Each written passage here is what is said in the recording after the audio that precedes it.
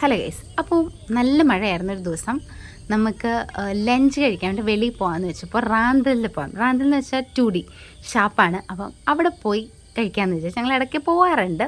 അപ്പം ഐറ്റംസ് എല്ലാം ഈ ചേട്ടൻ വന്ന് ഓരോന്നായി ലിസ്റ്റ് പറഞ്ഞുകൊണ്ടിരിക്കുമായിരുന്നു. അങ്ങനെ ഓരോ ഐറ്റങ്ങൾ വരാൻ തുടങ്ങി. ഇത് പള്ളത്തിയാണ്. സ്റ്റാർട്ടറായിട്ട് പള്ളത്തി നമ്മൾ ഓർഡർ ചെയ്തു.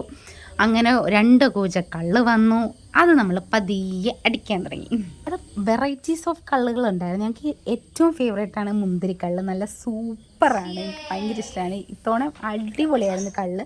പിന്നെ ഓരോരോ ഫുഡ് നമ്മൾ ഓർഡർ ചെയ്തത് വരാൻ തുടങ്ങി. കൂന്തലുണ്ടായിരുന്നു, എന്താണ് ഞണ്ട്, കൊഞ്ച്, വലിയ ടൈഗർ പ്രോൺസ് ഒക്കെ ഉണ്ടായിരുന്നു.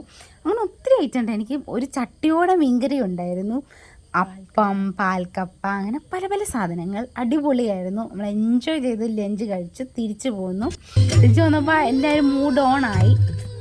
പിന്നെ പെട്ടെന്നൊരു പ്ലാൻ ഉണ്ടായി, നമുക്ക് ബോട്ടിങ്ങിന് പോയാലോ. നേരെ വിട്ടു അങ്ങോട്ട് തണ്ണീർമുഖത്തേക്ക് സ്പീഡ് ബോട്ടിൽ കയറാൻ വേണ്ടിയിട്ട്. ഞാൻ എന്തായാലും ഒരു പ്രാവശ്യം കയറിയിട്ടുണ്ട്. അപ്പോൾ രണ്ടാമത്തെ പ്രാവശ്യം കയറിയിട്ട് എനിക്ക് ഭയങ്കര ഇഷ്ടമാണ് അതിൽ കയറാൻ. ഞങ്ങളെല്ലാവരും ഭയങ്കര എക്സൈറ്റഡ് ആയിട്ട്. പിന്നെ ഇവർക്ക് അറിയുന്ന ഒരു ചേട്ടനുമാണ്. അപ്പം നല്ല രീതിക്ക് ആ ചേട്ടൻ നമ്മളെ റൗണ്ടൊക്കെ അടിച്ചും ഒത്തിരി ദൂരത്തൊക്കെ കൊണ്ടുപോയി. അടിപൊളിയായിരുന്നു ആ ഡ്രിഫ്റ്റിംഗ് ഒക്കെ. ഈ വൈക്കത്തും തലപ്പറമ്പിലുള്ളവർക്ക് മസ്റ്റ് ട്രൈ ആണിത്. ഇപ്പം ഞങ്ങളുടെ ഫ്രണ്ട്സ് ആണെങ്കിൽ ചോദിച്ചത് എവിടെയാണ് ഈ സംഭവം എന്നൊക്കെ ചോദിച്ചായിരുന്നു. അപ്പം തണ്ണീർമുക്കത്താണിത്. ഇതുവരെയും ട്രൈ ചെയ്യാത്തവരൊന്ന് ട്രൈ ചെയ്ത് നോക്കുക. കാരണം ഒരു എന്താ പറയുക, അഡ്രിനാലിൻ റഷ് കിട്ടുന്ന ഒരു സാധനമാണിത്. കൂടെ അമ്മുച്ചേച്ചിയും പ്രീച്ചേച്ചിയും ഉണ്ടായിരുന്നു. അവർക്ക് കയറാൻ കഴിയത്തില്ല. അമ്മുച്ചേച്ചി പേടിയായിരുന്നു, അതാണ് മെയിൻ കാര്യം. പേടിക്കണ്ട, വീഴത്തൊന്നുമില്ല. എന്നിട്ട് ഈ തണ്ണീർമുക്കത്തിൻ്റെ പാലത്തിൻ്റെ അടിയിൽ കൂടെയും ഒക്കെയാണ് നമ്മൾ പോകുന്നത്. അടിപൊളിയാണ്. അയ്യോ, എനിക്ക് ഭയങ്കര ഇഷ്ടമായത്. അങ്ങനെ അണ്ണൻ്റെ ലീവ് തീരാറായി. ഇത്തവണത്തെ ലീവ് ഞങ്ങൾ അടിച്ചു പൊളിച്ചു.